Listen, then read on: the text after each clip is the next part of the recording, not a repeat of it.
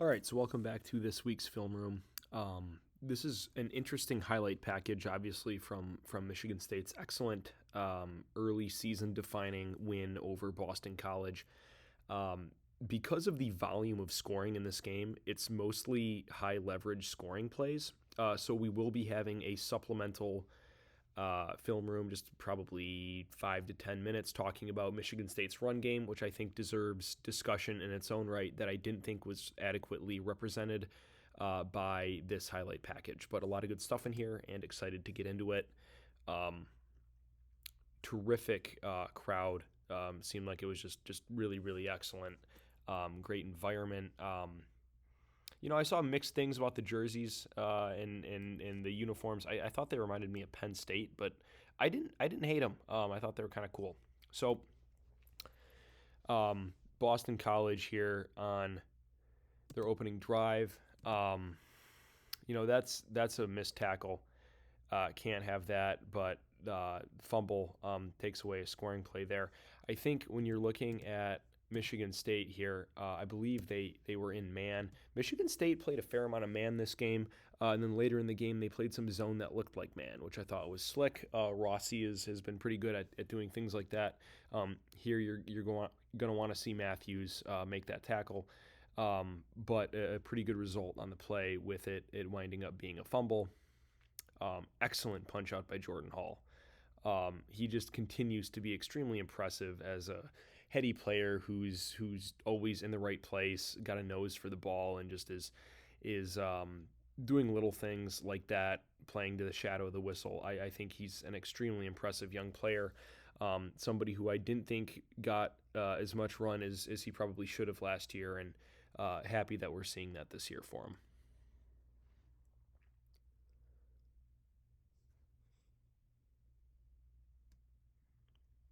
So this is, you're looking at scheme here.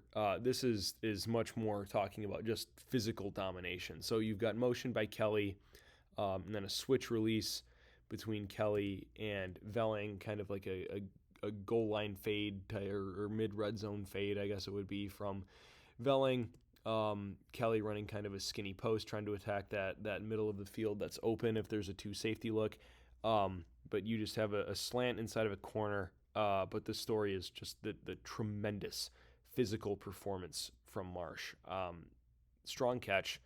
You're riding a corner like a backpack, and you absolutely eat a hit from a safety that you just have to absorb yourself, and then you carry two more people into the end zone.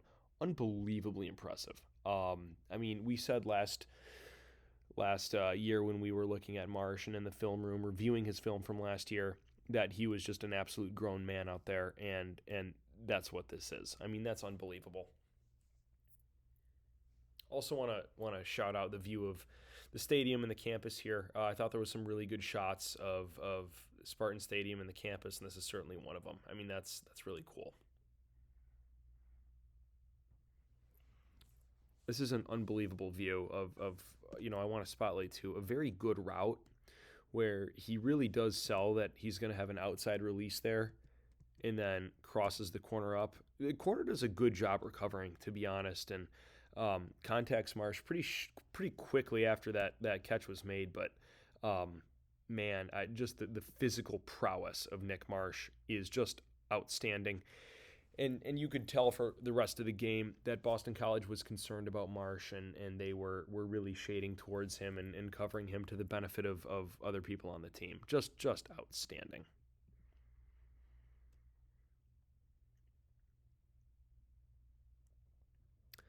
So make no mistake about it, Boston College did some work against Michigan State, almost 400 yards of passing. I think Michigan State is greatly improved in a lot of ways.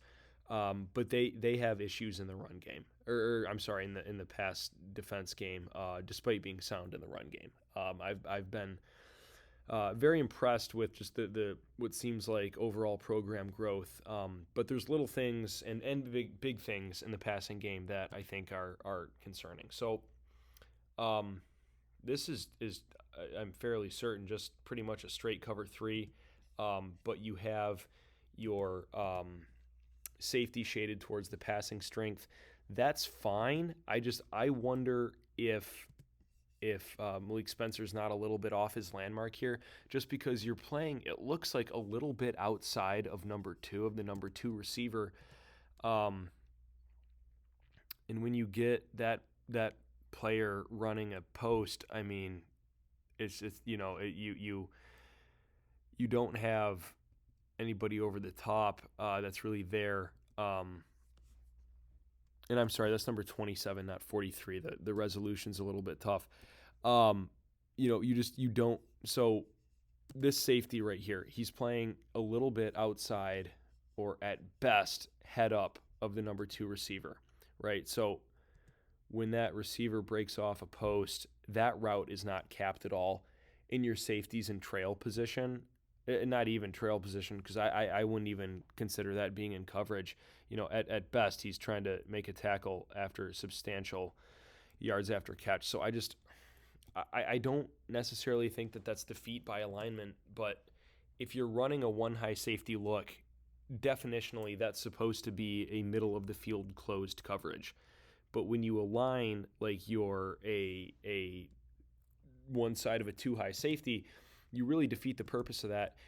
And you have number 19 here walked up and then coming back and being a little bit of a pull runner here, walling off number two. But that doesn't do you any good when number two goes vertical. I mean, and you're all the way back here. So I was a little bit nonplussed by that, and that's not the last time that there's an alignment or maybe a communication issue in the back end that burns Michigan State.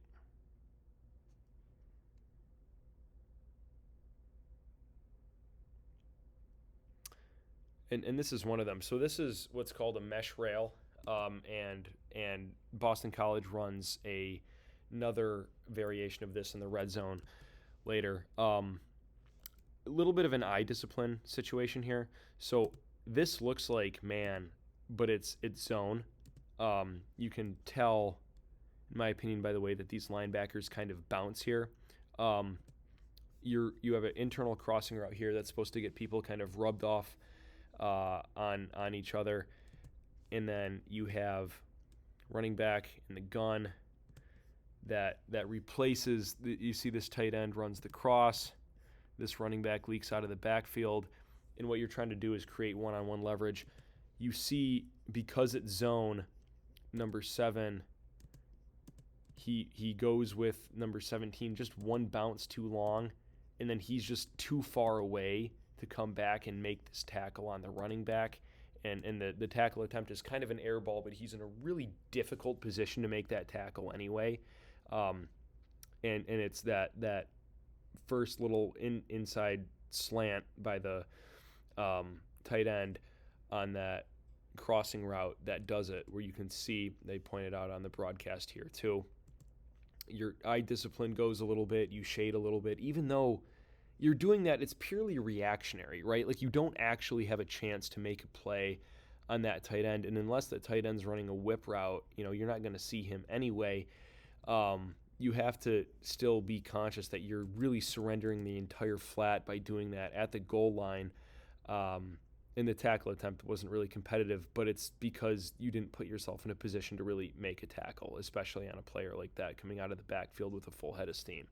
So when we're talking about the pass defense and things like that, it's the eye discipline and things like that. So to that end, this will not be the last time we talk about this. Michigan State asks Jordan Hall to do a lot of difficult things in coverage. They're not wrong for doing this. I think he's one of the best athletes on the team. He is a very good coverage linebacker. But this is a tough assignment. So you have motion into a wheel. They look like you sell the flat and then you turn it up. So you kind of have a motion to this sort of 3-by-1, but this inline tight end is just purely blocking. You've got, it looks like a shallow cross, something vertical, maybe a post or just maybe a fade. And then you have a wheel. And if you watch Jordan Hall, I mean, he's running with him. He comes up because it looks like there's a little head fake there that makes this look like this is going to be a swing pass to this running back. But then by the time he's following this tight end, the tight end's got a step and a half on him, and it's purely the tight end missing that ball and kind of airballing on that catch attempt that prevents this from being a pretty significant chunk play that Michigan State was fortunate to have.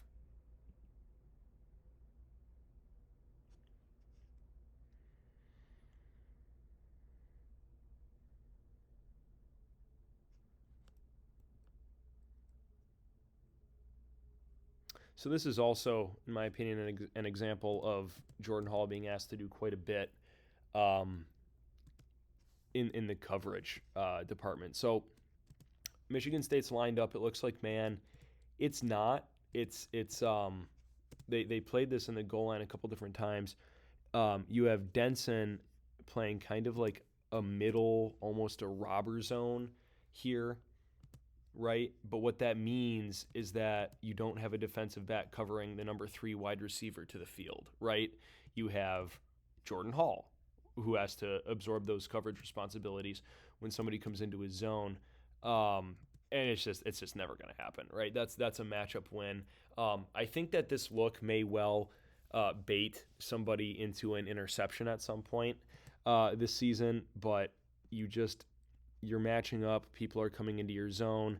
You're still kind of playing this rat zone here, but the matchup with Jordan Hall, I mean, that's just it was kind of lackluster at best, and that's a very difficult position for Hall to be in, and I don't think he can reasonably be expected to carry a deep cross, especially down here at the goal line. I don't necessarily think that that's fair to him. You get a great look at it here. I mean, there's a little bit of hesitation there. His eyes might be in the backfield a little bit too long, but he is a linebacker, a coverage linebacker, and a good one certainly, but a linebacker, and I don't think that that's really a great position to be putting your middle linebacker in, or one of your linebackers in, really at any point in the game. And I mean that's twice on the same drive. This is excellent. I mean it's clear that Alante Brown has some juice in the return game. This is something that coaches have talked about with him really since he's came to Michigan State. And we haven't necessarily seen it. There's some injuries and unfortunate situation with injury and things like that happened there. I think dropping the ball kind of acted as a changeup, maybe got people out of their rush lanes a little bit. And then he's obviously able to break a tackle and showcase his tremendous athleticism. Great play. That was certainly a spark for Michigan State. And set up a successful drive that culminated in what we see here. So you have a motion to a 3-by-1 set. A lot of window dressing, eye candy, I think is the term that I used for it when I did my little preview of Brian Lindgren back a couple years ago. So you have a little motion in. You've got a 3-by-1 with a two tight end set here, and you kind of invert responsibilities. So Velling hasn't done a whole lot this year, but I think he still has the rep as being the more catchy tight end, with Mizunas being more of the blocky tight end. And they invert responsibility here. So you have a bluff of split zone, which is where you have zone going one way, a splitter, which is often the tight end, coming the other way. So you have that. You also have like a kind of sweep action here. And then you have your blocking tight end doing a little block and go, which I swear, I mean, 99% of the time it works every time. You're blocking. He actually winds up getting this defender on the ground and then releases into the end zone. And it's a really easy throw, well-designed play, well-executed play. Really everything about that is terrific. And you see that again here.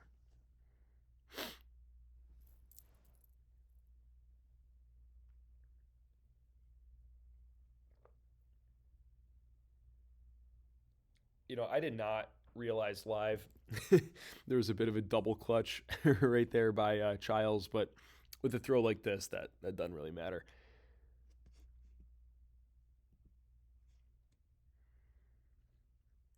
So this is a very similar look to that motion into the wheel that got Jordan Hall a couple minutes ago.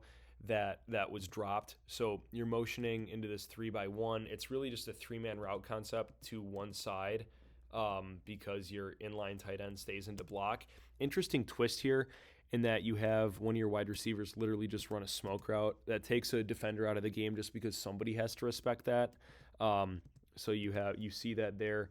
You see Hall following this tight end, getting out to the flat. This is zone, though. He passes off the responsibilities for that tight end. But you get a touchdown on a post here. Well-thrown ball. Spencer, I think, is just a bit out of position here. So you see Spencer lined up. And this is, again, where we talk about positioning. He's lined up inside of the number 2 wide receiver, bumps over just a little bit more when you have this motion.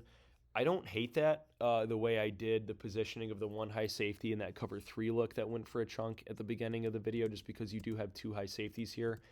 But, Spencer, he bumps over and then he comes down hard on this look of this tight end player here going vertical. And that is what really gets him out of position. So you see 43 right here. He bumps over. That's fine. Right there. He's taking a jab step downhill because this tight end is getting a little vertical. At the same time, when this tight end is going vertical the way he did before and Spencer's reacting to that, number 4 is coming off the break in his skinny post. Spencer actually does a really good job getting back into it and making it a kind of contested catch, but just isn't quite able to.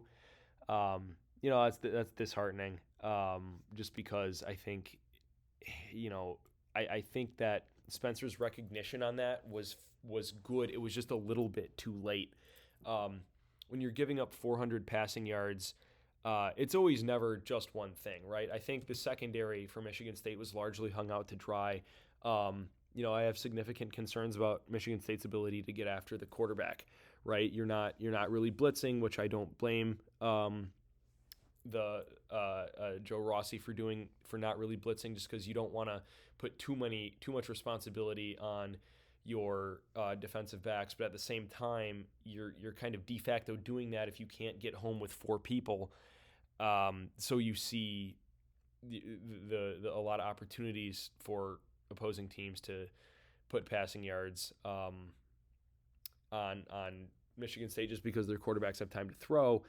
And then when you have that compounded with communication issues or alignment issues, that culminates in a pretty tough situation where you're getting chunked up pretty good. So this is terrific.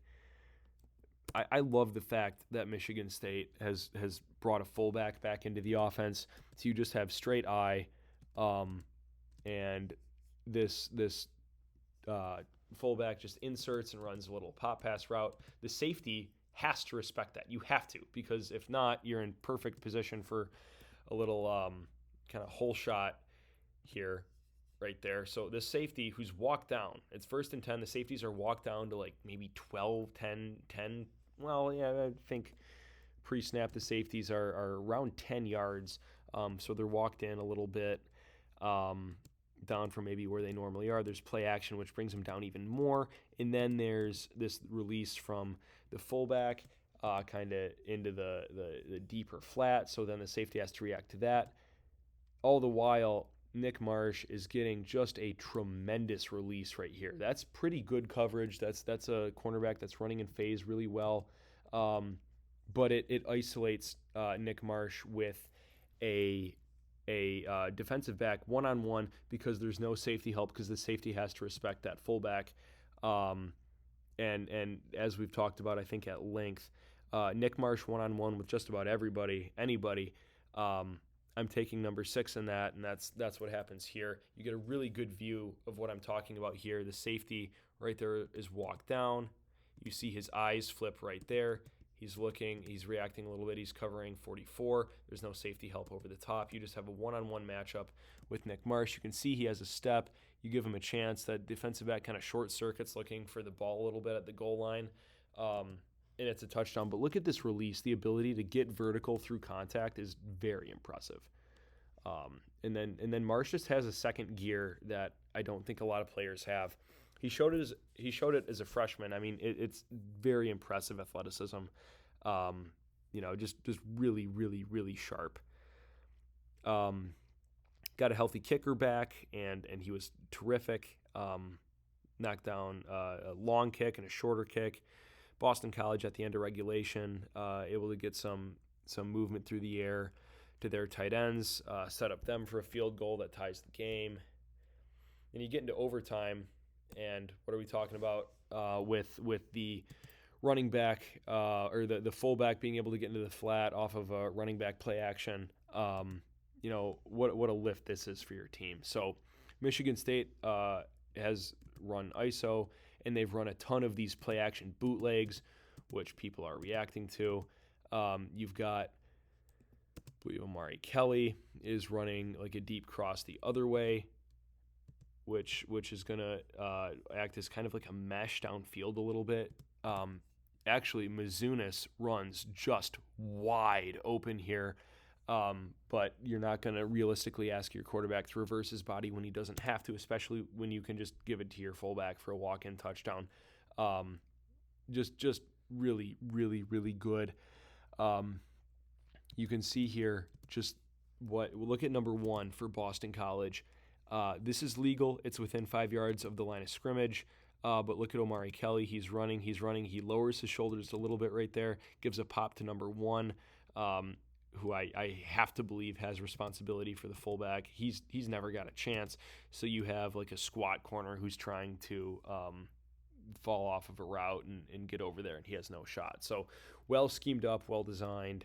Yeah, you can see this here. Yep, and that's what they flag. Watch this little chip.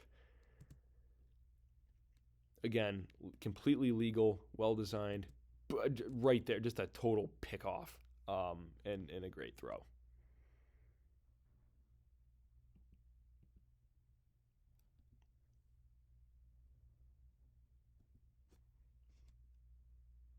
So this was nasty.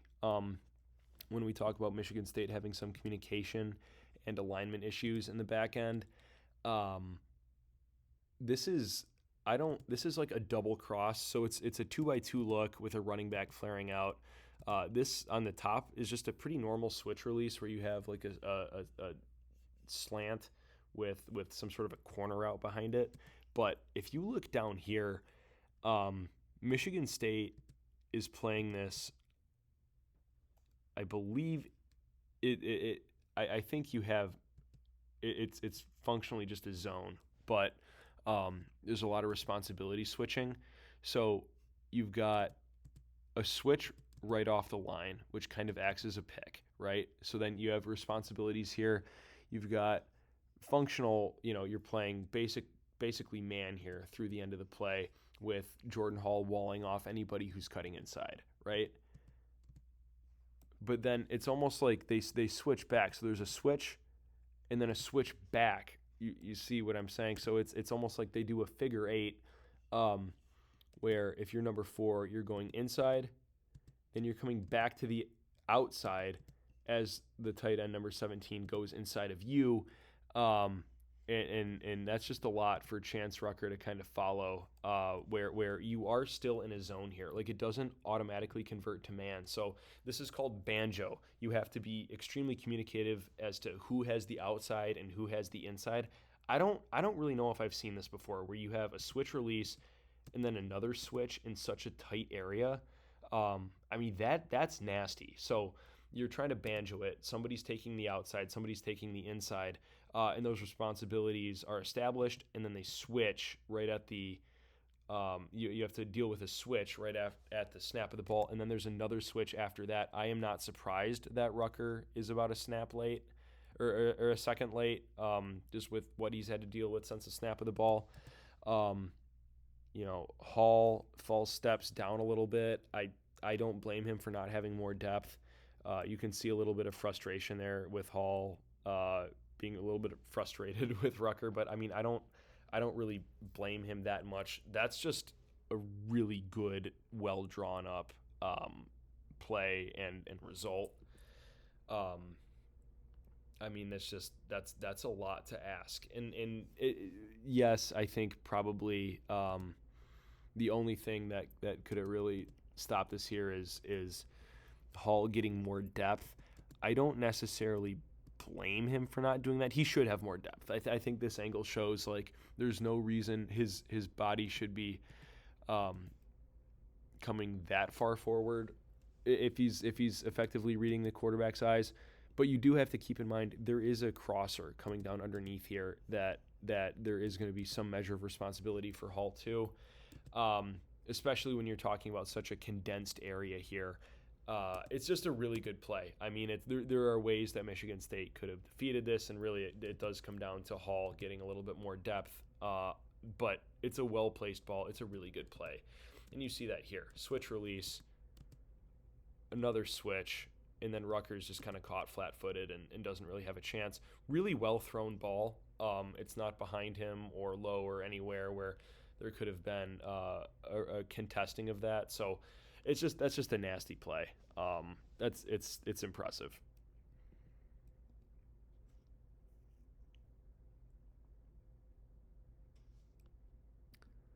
Okay, so this is kind of the last time I think we talk about poor positioning. So this is that kind of. I think this is the same play where they line up looking like it's man, but it's actually kind of a zone.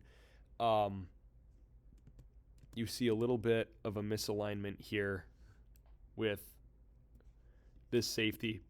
Gets bumped over a little bit towards the passing strength. That's fine. But because it's not man, nobody is taking or redirecting this wide receiver off the line. Their eyes are in the backfield, which means that he's able to get a block directly on the safety here, who's really the last line of defense play side. But this safety's so far inside, there's nobody covering the bounce. Like, you still have a corner here, a slot corner bumping out with this wide receiver when it's clear that this is a run, right? Like, you've got this motion, right, that causes this zone player to bump out here. It's a run. You need to be coming down and filling a lane, and then if you're this safety, you can't get sucked this far inside. I mean, you could drive a semi-truck through here.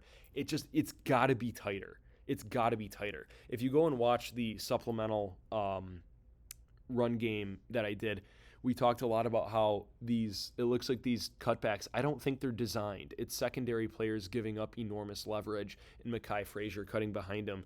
It's great when State's doing it. It's not good when Michigan State's giving that up. You can't give up that kind of leverage. So that has to be better. There has to be a tighter squeeze here to the run surface so you don't have that kind of a bounce.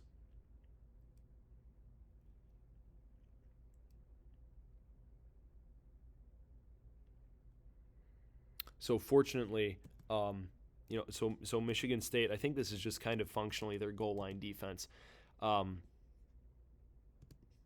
There is, there's a conversion, I think, to man here, where there's 100% zone underneath, but number 6 does convert to man and covers that corner out there.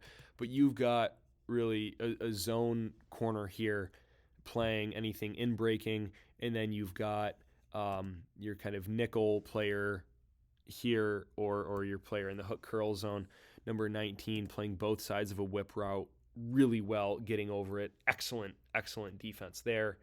I thought this is an excellent play here where on the Childs touchdown, you have tear motion from the running back. You see number 33, he's following Frazier. That gets him out of the box, right? So that's terrific. And then this is just zone, and it's hat on hat. There's nothing fancy here. Well blocked. Number 15, I think, had a rough game in run support. Well blocked by number 72. He gets rocked back a little bit. That's okay. Extremely well blocked here. Your center is able to get a free release onto a linebacker. I mean, that's ball game right there. And then the right side of your offensive line, and Jack Velling, who I thought had a really good game blocking, did a good job with that as well. And Childs gets in.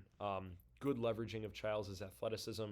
I listened to Split Zone Duo, which is a pretty popular national college football podcast. They called this the Aiden Childs arrival breakout, and I think that they may well be correct. He played a very, very clean game. Not perfect, but it's never going to be. It was outstanding. So I like this. They tighten everybody up, gives you a lot of leverage. You get a motion here so you can identify that it's a zone. You get play action. And then look at Nick Marsh, right? Everybody's looking at him. He's had a huge game. He's dragging a player with him. And then you're just having Kelly. It's just one-on-one. There's nothing fancy about it. It's all going to come down to what kind of a release can Kelly get, right? And this player,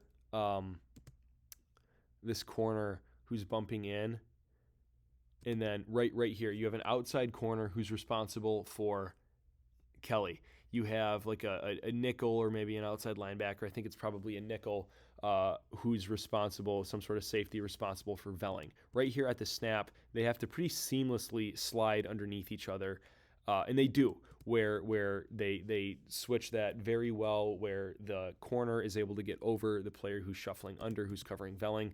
But we're talking about, I mean, a half step, right? And that little shuffle does cause Kelly to get leverage. He's very quick over the course of an entire route. He's going to be able to get some separation. Childs plants his feet, strong throw, great catch. It's a really well-designed play. I mean, this is a killer two-point play, obviously something that they've repped, extremely well executed, played off of their tendencies and broke it. They also, there's a little bit of a boot or allusion to that boot action. I mean, that's as good as it gets. A win that I think Michigan State absolutely needed to have, a win that they got. I'm really, really positive about a lot of the stuff that's going on here. I want to see the run game be replicated against a better opponent. I'd like to see the pass defense tighten up a lot.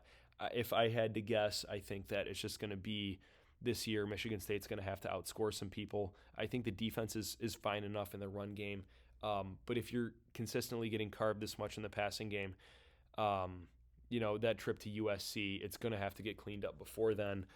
And I think it can improve. I think that there's talent in the back end of that defense. You're going to need to see more connectivity. But, you can't not be pretty happy with this after this game. I mean, Michigan State was never going to be a finished product this year. But the fact that you got this win, I think very squarely puts you on the path to a bowl. And feeling pretty good. So happy to see this and excited to talk about it with you below. So thank you.